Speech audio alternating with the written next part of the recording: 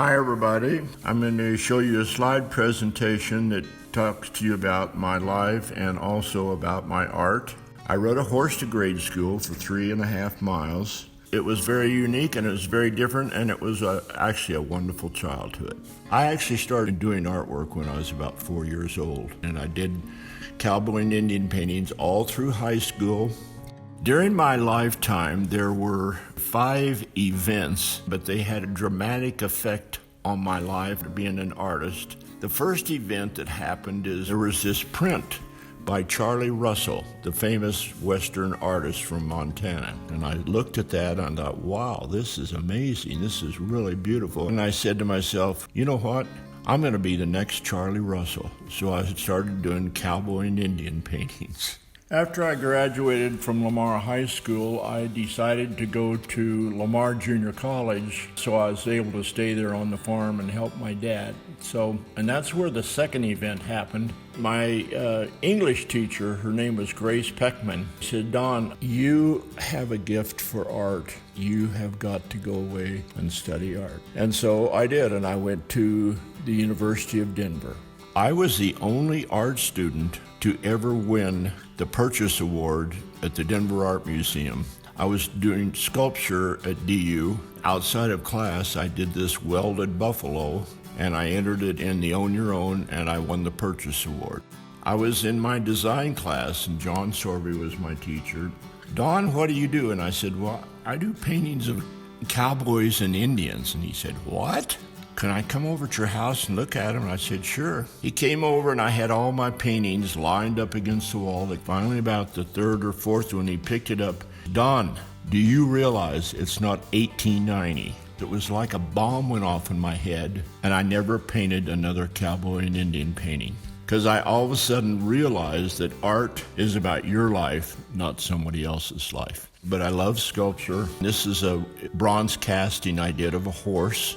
Then when I was in grad school, I had a ceramics teacher, Herb Schumacher. Nobody has ever gotten an A from Herb Schumacher their first semester. And I said, well, I'm going to. And I did, but I did learn how to throw really well. I got to a point where I enjoyed so much more doing the hand building than the throwing. Well, I was at the University of Denver. Everybody painted non-objective at that time. Actually, they wouldn't even allow you to paint realistic. But then after I got out of college, I started going back down to Lamar, and I started adapting my work to a little bit of the feel of the landscape around Lamar. I was up in Evergreen, so I did a few influenced by the landscape there. At that time, I was doing a lot of watercolor paintings, and actually this was won one of the top awards at Watercolor USA in Springfield, Missouri. And then the third event happened. I was teaching at Boulder High School. I was head of the art department there. One of the teachers was Ken Fisher, and he did a lot of drugs. Ken came in one day and he came up to me and he said, oh my God, Don, I went to this movie. It was really crazy, wild. He said there was colors going every different direction. He said it was so amazing. You've got to go see this movie. It's called 2001 Space Odyssey. I went to see it, never thinking it would have an effect on me. I came out of that movie and I did my first religious symbolist space painting. I painted these for the next 12 years.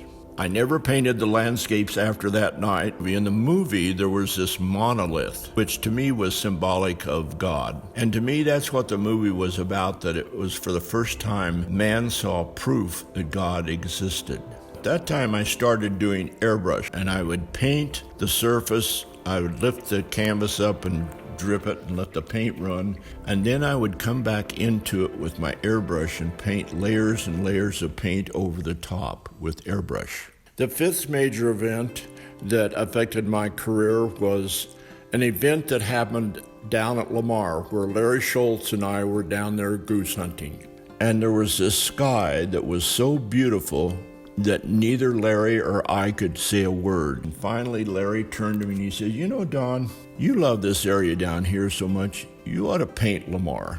I decided to do paintings of my childhood, of where I grew up. But I wanted them to be much different. Certainly what I didn't want was cowboy and Indians. I wanted paintings of rural America the way it really is today. And I took thousands of shots of Lamar and other areas, and then I ended up doing 15 paintings called the Lamar series, 6x8, 7x10 paintings of rural America, and this was the first painting that I did of that series.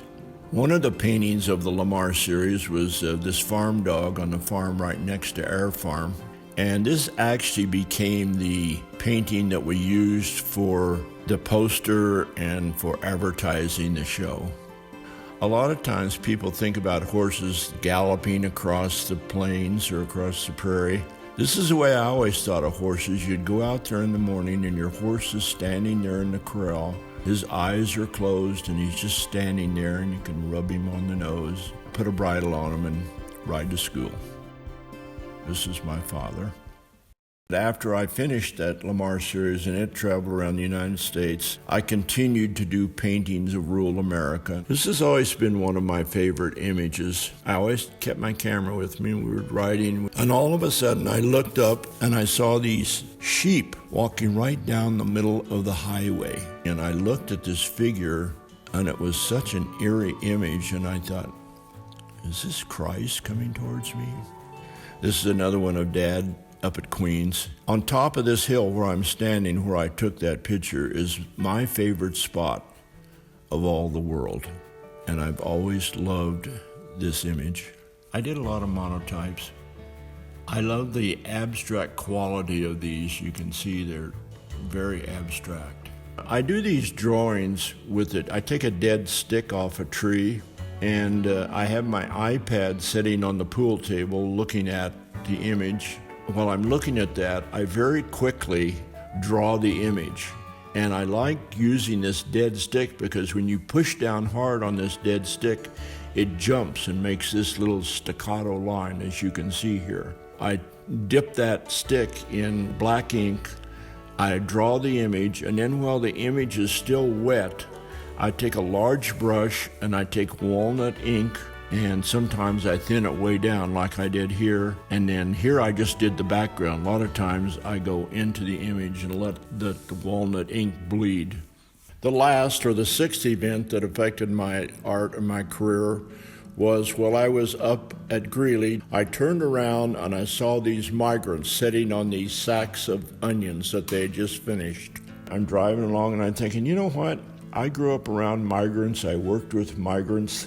Nobody's ever really painted the migrants, to my knowledge. I decided to do 15 paintings, and so I spent several years traveling around the United States photographing migrant workers. Before I would photograph the people, I'd go up to them and I'd spend quite a long time talking to them to try to put them really at ease. This is Rosa and Cristobal.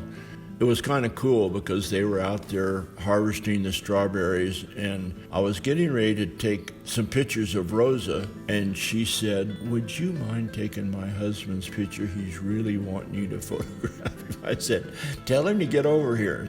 This was out in California, the flower fields. One of the things I want to happen is when people go to the grocery store now, or they go to the Whole Foods or these, and they see these beautiful displays of flowers, what I'm hoping is they'll say, "Oh wow, now I know where that came from."